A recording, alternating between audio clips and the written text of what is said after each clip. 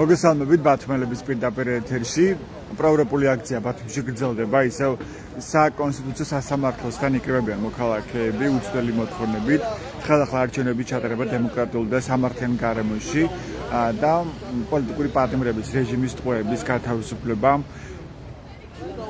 სამოქალაქო პროტესტის მონაწილეები საქართველოში როგორც ბათუმში, ასევე თბილისში ახლაც იკრიბებიან მოქალაქეები პარლამენტის შენობასთან, მიიჩნევენ, რომ არ უნდა შეწყოს ეს პროტესტი, მაშინ როცა ქვეყანაში დიქტატურის დამყარებას ცდილობენ და მაშინ როცა ქვეყანას ყავს სინდისის პარტნიორები უნდა გაგრძელდეს პროტესტი, ვიდრე ქვეყანა არ დაუბრუნდება ევროპული განვითარების გზას ევროპისკენ, რომელიც ჩაკეტა ქართულმა ოცნებამ და სწორედ ეს მიიჩნია ყველაზე დიდ საფრთხეს საზოგადოებამ საქართველოში, რადგანაც ძალიან მარტივია დაინახო, რა შეიძლება დაემართოს საქართველოს ამ ქვეყანას, როცა ის რჩება მარტო დაუცველი მეგობრების და პარტნიორების გარეშე აგრესორი რუსეთის პირისპირ. ამიტომაც ამ პროტესტს მოქალაქეები განაგრძობენ და იკრიბებიან მოქალაქეები, მათ შორის ბათუმში, ნებისმიერ ამინდში, ზემოსათი თოვაში მოქალაქეები დგანან ქუჩაში ისევ და განაგრძობენ ამ საპროტესტო აქციებს. მე მინდა გავისაუბრო დღეს აქციაზე მოსულ მოქალაქეებს ბოლო მოვლენებთან დაკავშირებით, მათ შორის დღეს უბრალოდ უხელ ღამით ხელშეუხლო ჩატარდა სპეცოპერაცია 72 პირი დააკავეს ამ სპეცოპერაციის შედეგად ქურდული ეგრეთ წოდებული ქურდული სამყაროს წევრობის ბრალდებით. გასაჩვენებს ეს ამბავი პროევროპული აქციის მონაწილეების. მოდით გავისაუბრები აქციის რამდენიმე მონაწილეს. საღამომშვიდობისა, გიორგი, თქვენ მინდა რომ გაგესაუბროთ შეიძლება? საღამომშვიდობისა. მოგეთ მინდა გითხოთ დღევანდელ ამბებთან დაკავშირებით ბოლო სიახლეებზე მინდა გესაუბროთ. სპეცოპერაცია ჩატარდა გუშინ ხალხაჩაურში, დააკავეს 72 პირი. რა საჩვენებს თვითონ ეს ამბავი? მასშტაბიდან დავიწყოთ. მოდი, როცა 72 პირი ერთ მუნიციპალიტეტში არის დაკავებული, ეს ამბავი ვის მთქმელია თქვენთვის? ქურდულ სამყაროს ედავებიან ამ ადამიანებს, ქურდულ სამყაროს წევრობას. ცოტა რთული საკითხია, იმიტომ რომ მაინც მიუხედავად ამ ქვეყანაში გამეფებული უსამართლობისა, მე მაინც უდანაშაულო პროვინციებს ხომ ადამიანებისათვის და არ ვიცი ნამდვილად რასაც. ხო, თუ დაუშვებთ, რომ თქვა რეალურია ეს ბრალდება, რა წარუდგინეს ამ ყოველი შემთხვევისათვის ჩემი აზრით 80 ადამიანი რაღაცა ერთ დანაშაულის ქვეშ, ეს დანაშაული გუშინ არ დაიგეგმებოდა და გუშინ წინ არ ახსოვდებოდა. თუ ეს რაღაც ასე მართლასწრება და ეს ადამიანები არ ვიცი არიან თუ არა დამნაშავე, ხაზს ხომ აუცილებლად. მაშინ გამოდის რომ ესენი წლების განმავლობაში მოქმედებდნენ, ახორციელებდნენ თავიანთ ქმედებებთან თავიანთ რახმს და გამომდინარე ამ ყველაფერს ჩემ მარტივ მისჯელობდნენ. ესე იგი ეს ყველაფერი იცოდა ეგრეთ წოდებულმა ლეგიტიმურმა მთავრობამ და ეხლა რომ ესეთი სპეცოპერაცია ჩაატარა ლეგიტიმურმა მთავრობამ, სავარაუდოდ აქ რაღაცა ისე ძალთა ბალანსი გადანაწილება ხდება და არა ის რაღაცა რა. ან რას გულისხმობთ ამ ძალთა გადანაწილებაში? არ ვიცი, მართლა არ ვიცი შეგინთ რა ხდება ვინ. არის შეიძლება ერთი კლანი მეორე კლანს ებრძოლოს ამ ქურდულ სამყაროში. აი ლეგიტიმურ ქართულ ოცნებაში გულისხმობ ძალთა ბალანსის გადანაწილებას, მინახავს ხო წარსულ პერიოდში არც შეშორს ხარებასა და არ ვიცი რა ეგ რაგვარი ადამიანის შორის დაპირისპირება კიდეც ცემეს ერთმანეთი, გახსოვს სასწორიალებას გამოყენებას და ალბათ მორიგი რა. ესე გვახსოვს როგორ იყენებდა ამ ქურდულს ეგრეთ წოდებულ ქურდულ სამყაროს წინა არჩევნებზე ქართული ოცნება, ხო, როგორც დამხმარეობა. კი, ამას არ თქმალავენ, იმიტომ რომ აი თუნდაც აქციების განმავლობაში ეგრეთ წოდებული ტიტუშკები კი ვიცით, რითიცებდნენ დაკავებულები და როგორ მოქმედებდნენ პოლიციის კორდონთან ერთად და ეგრეთ წოდებული შუს ფორმიანთან და რომლებიც დაუნომრავად იყვნენ გამოშვებული აბსოლუტურად, ნუ ვიზუალზე არ ვეთქვათ ყოველ შემთხვევაში, ახლა კი გავცელა ცნობა, მაგრამ დაუდასტურებელია. და ეს ყველაფერი ესენი ერთად მოქმედებენ, ერთად ესმოდნენ თავს მშვიდობიან დემონსტრანტებს, მათ შორის 18 წლის ახალგაზრდები იქნებოდნენ, რომ 70 და 80 წლის მოხუცებით მათ მნიშვნელობა არ ქონდა, ძალადობდნენ ყველაფერს, განირჩევათ აბსოლუტურად ყველაფერს და შესაბამისად ესენი ერთად მოქმედებენ, ესე იგი ერთ მიზანს და ერთ რეჟიმს, ერთ ვიღაცას ემსახურებიან და ეს ერთი ვიღაცა ამ ქვეყანაში ვინ არის, მარტივი გამოსაცნობი ალბათ. ხო.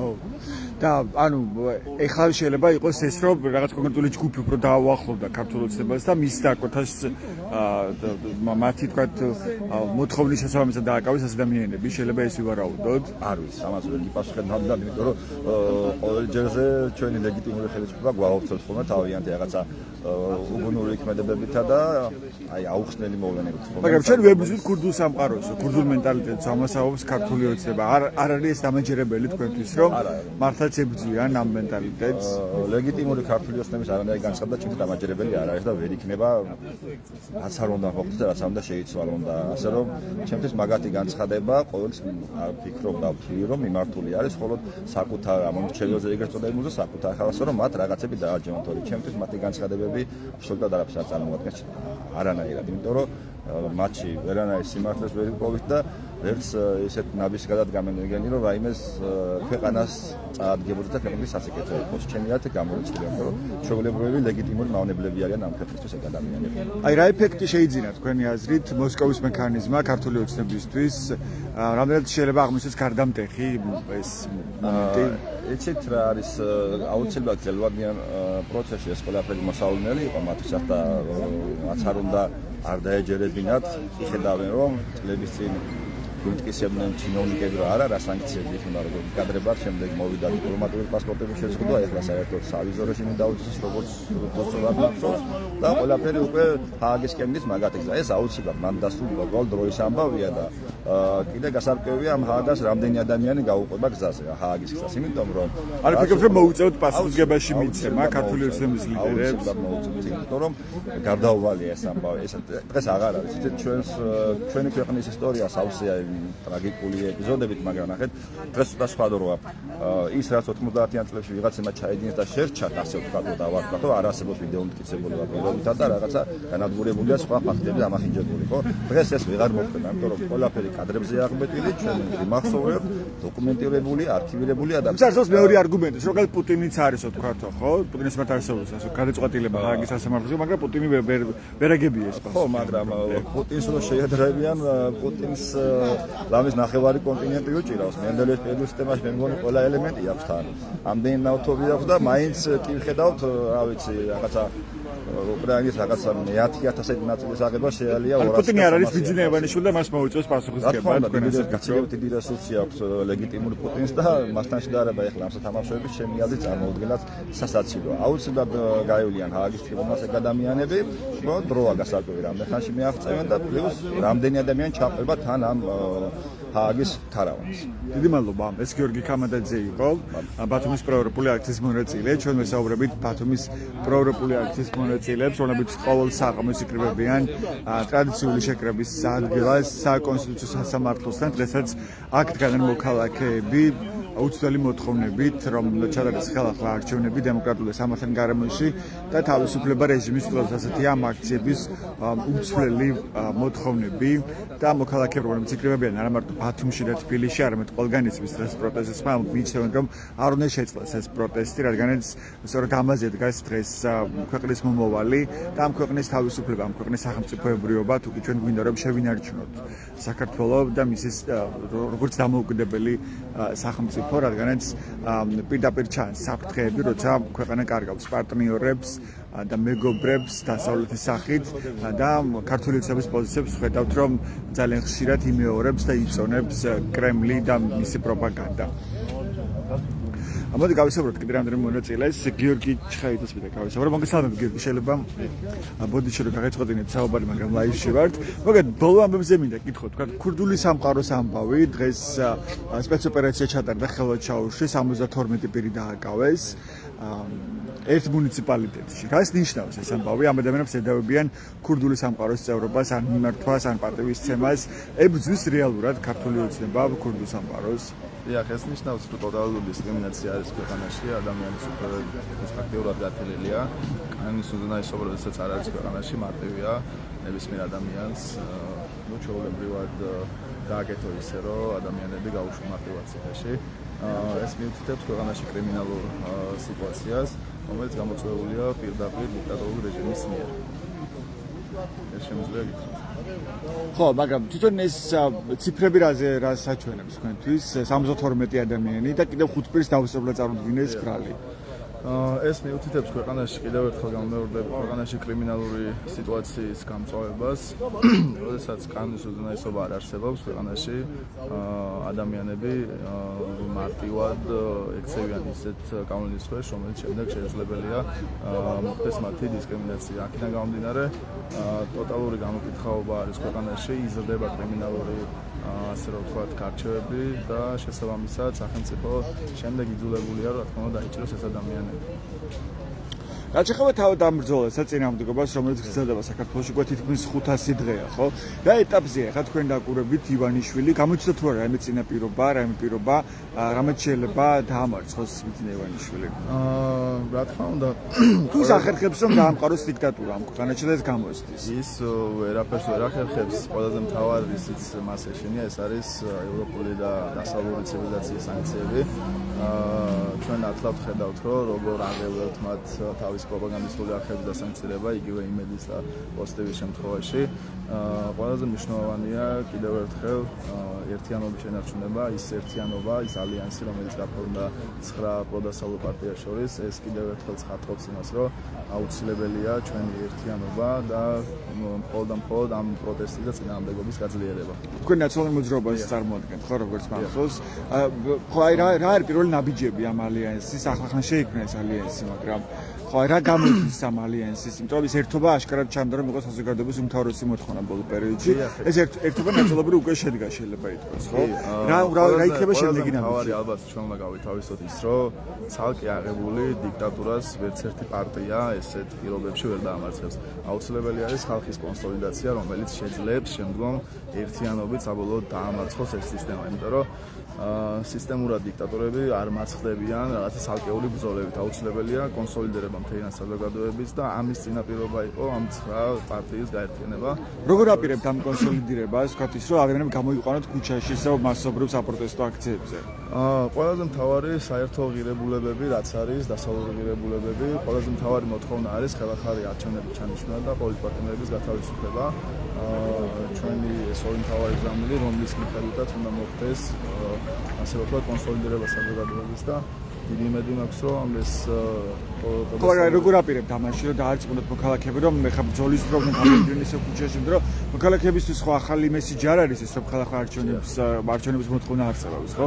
ეს არის 2024 წლის ნოემბრიდან მოძრაობის მაგალითზე, რომ ჩვენი წევრები დადიან ლეგიონებში, სოფლებში და ადამიანებს აწმუნებენ იმის შესახებ, რა ასე რომ ვთქვათ, განვითარება შეიძლება ყოველს ქვეყანაში ამ დიქტატურამ, ამიტომ მნიშვნელოვანია ნებისმიერი პარტიის წევრი გავიდეს რეგიონებში თუ დედაქალაქში. ანუ კარ შეხვედრები, და ეს არის ყველაზე მნიშვნელოვანი. ნაციონალურ მოძრაობას ჰქონდა ეხლა შეხვედრა იმერეთში, მათ შორის იქნება დაგეგმილი სხვადასხვა რეგიონებში და ეს იქნება ალბათ გამოსავალი, რომ ჩვენ მოვახერხოთ კარ და კარ ადამიანების დარწმუნება, რომ კონსოლიდირება არის ყველაზე მთავარი. სისტემა უბრალოდ ერთიანობით დამარცხდება. იმიტომ რომ ძალა არის ერთობაში. მადლობა, ეს გიორგი ჩხაიძე იყო. თქვენ მას ესმენდით ჩვენს პირდაპირ ეთერში, ეს კი ბათუმის საპროტესტო აქცია, პროევროპული საპროტესტო აქცია, რომელიც გრძელდება უკვე თითქმის 500 დღეა საქართველოში, მათ შორის ბათუმში, თბილისში, არაერთ ქალაქში იმართება საპროტესტო აქცია და არ წყდება ეს პროევროპული საპროტესტო აქციები, მაშინ როცა არსებობენ სინდისის პატიმრები ქვეყანაში. ამიტომაც არის ერთ-ერთი უმთავრესი მოთხოვნა საპროტესტო აქციებზე, რომ უნდა გათავისუფლდნენ სინდისის პატიმრები და რეჟიმის ტყვეები. მოდი გოჩა მჟავანაძის გავესაუბრები. გოჩა, საღამოშიდობის ბოდიში მინდა გაგესაუბრო. საინტერესოა თქვენი შეფასება ბოლო ამბებზე, მათ შორის ქურდული სამყაროს წევრობის ბრალდებით დააკავეს 72 პირი ხელვაჩაურში და კიდევ 5 პირს დაუსწრებლად წარუდგინეს ბრალი. თქვენ ცხოვრობთ ხელვაჩაურში, ამიტომ განსაკუთრებულად საინტერესოა თვითონ ეს ციფრები რაზე მეტყველებს პირველ რიგში, როცა 72 ადამიანს წარუდგინეს ბრალი, ეგრეთ წოდებული ქურდული სამყაროს წევრობასთან დაკავშირებით.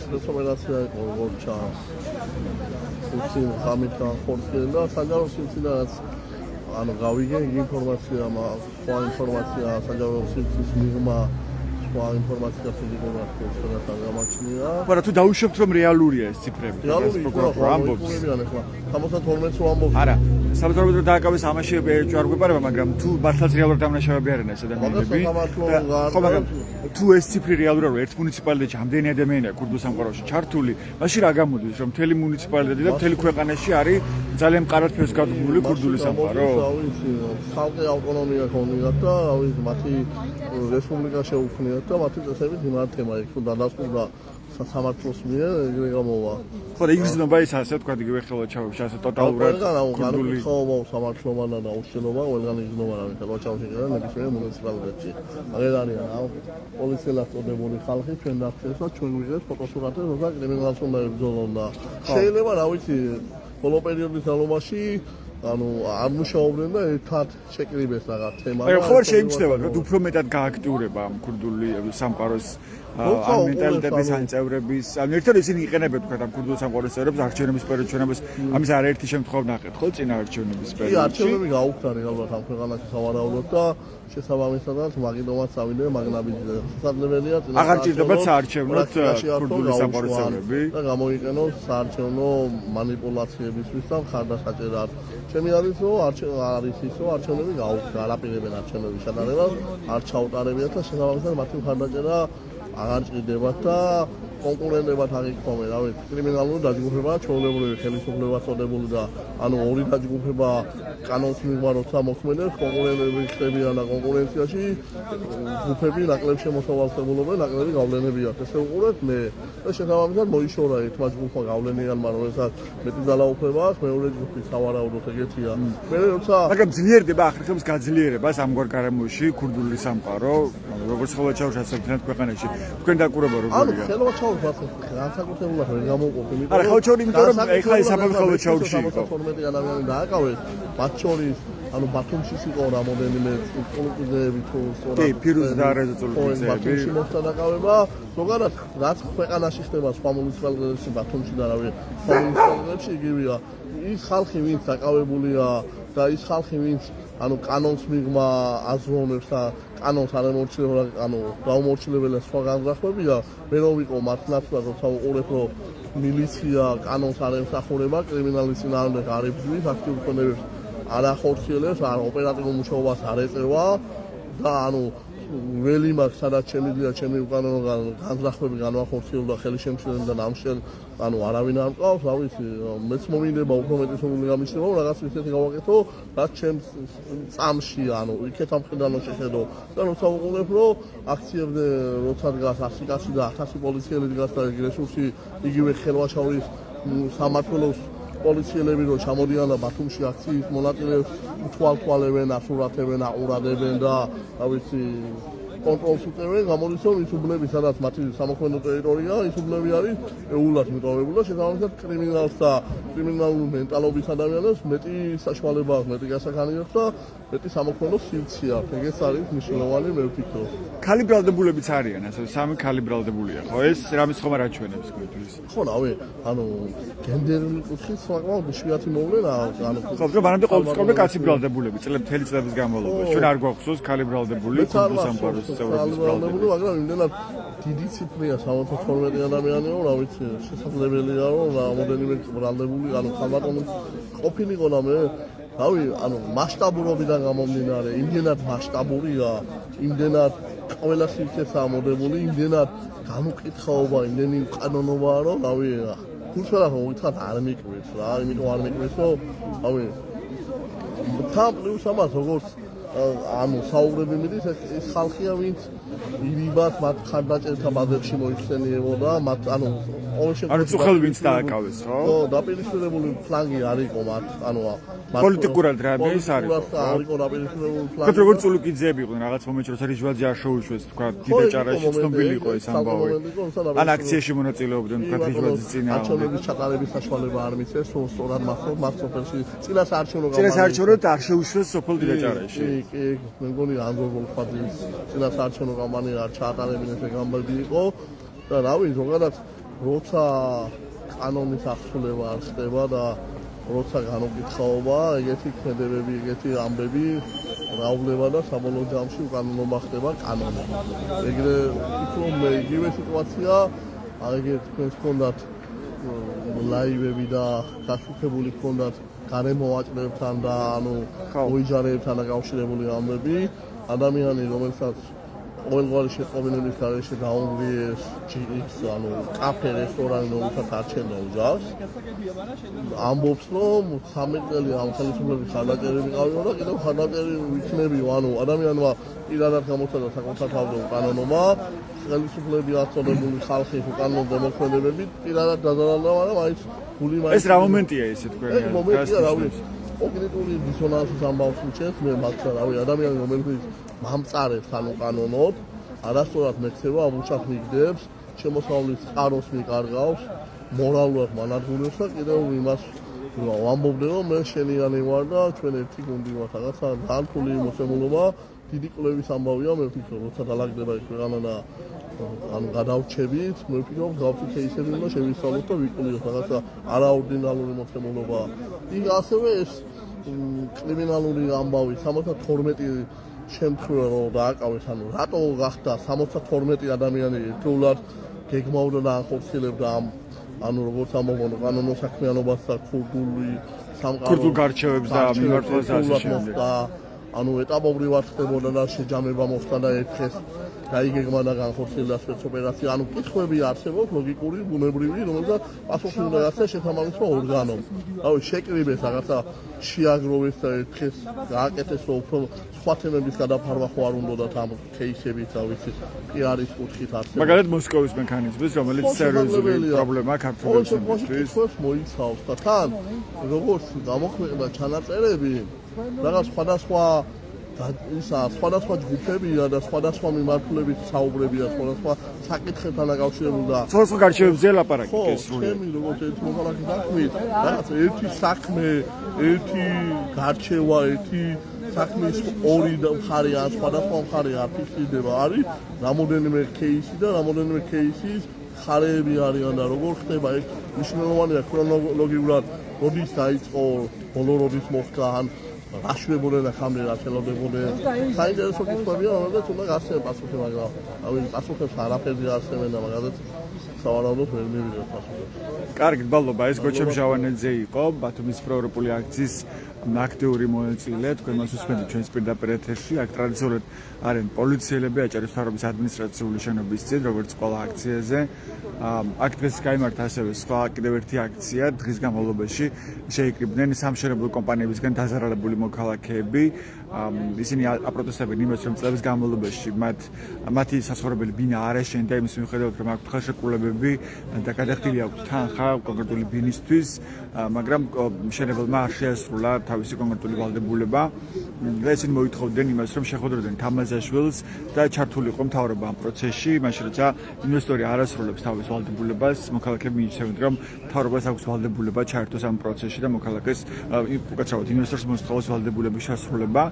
მაშინ რაც 2 საათიანი ლოდინის დროს არ მიაქციეს ყურადღება ამ აქციის მონაწილეებს, მათ გადაკეტეს სწორედ ეს მონაკვეთი აჭარის მთავრობის ადმინისტრაციული შენობის წინ დაახლოებით 20 წუთი იყო გადაკეტილი ეს ტერიტორია. შემდეგ ისინი გააფრთხილეს პოლიციელებმა, რომ ეს იყო სამართალდარღვევა და ამის და იქვე გამოვიდა ასევე ამ დროს აჭარის მთავრობის ადმინისტრაციის წარმომადგენელი და შეხვდა საპროტესტო აქციაზე შეკრებილებს და მათ განუმარტა, რომ წერილობით მიმართვის შემთხვევაში მათ მოთხოვნას განიხილავენ და აქციის მონაწილეები, როგორც ჩემთვის არის ცნობილი, აპირებენ, რომ კიდევ ერთხელ უკვე მრავალწლიანი საპროტესტო აქციების შემდეგ მიმართონ წერილობით აჭარის მთავრობის ადმინისტრაციას.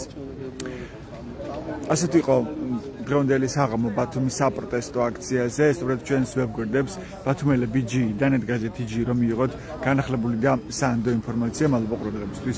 დროებით.